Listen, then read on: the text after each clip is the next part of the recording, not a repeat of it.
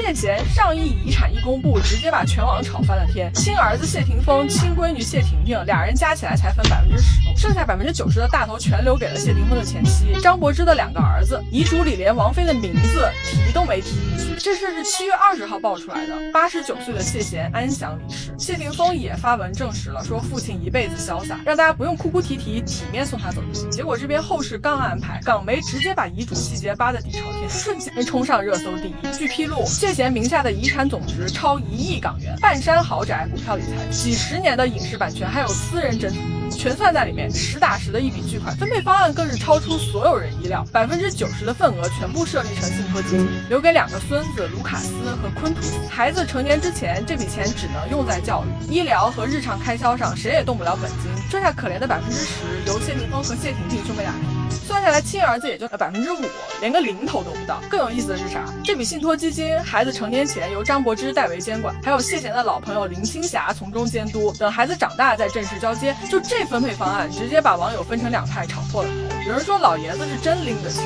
活了一辈子通透的很。谢霆锋兄妹早就事业有成，身家几10亿，根本不差这点钱。反倒是2个孙子从小跟着张柏芝长，老爷子这是疼孙子，也是变相认可张柏芝这么多年的付出，给娘仨留份实的保障。可也有人觉得这分配太偏心，再疼孙子也不能把亲生儿女挤得只剩点汤水。再说谢霆锋才是亲儿子，拼半辈子，到头来还不如孙子拿得多，换谁心里能一点疙瘩都没有？还有人揪着王菲说谢霆锋跟王菲兜兜转转这么多年，老爷子遗嘱里连个名字都没提，摆明了心里从来没认过这个准儿媳。王菲这位置属实有点尴尬。当然也有人反驳说，人家王菲自己身家也不薄，根本不在乎这点遗产。谢贤一辈子潇洒惯了，钱是他自己赚，怎么分全是他的自由，轮不到外人指手画脚。其实话说回来，谢贤这一辈子从影坛传奇到话题人物，风风光光活了快90年，连身后事都安排得明明白白，没搞什么豪门争产的狗血戏，明明白白把钱留给最需要的小辈，也算走得潇洒体面。毕竟豪门遗产这东西从来都是面罩妖精，多少家人为了钱反目成仇，闹得鸡飞狗跳。像谢贤这样提前安排妥当，不偏不倚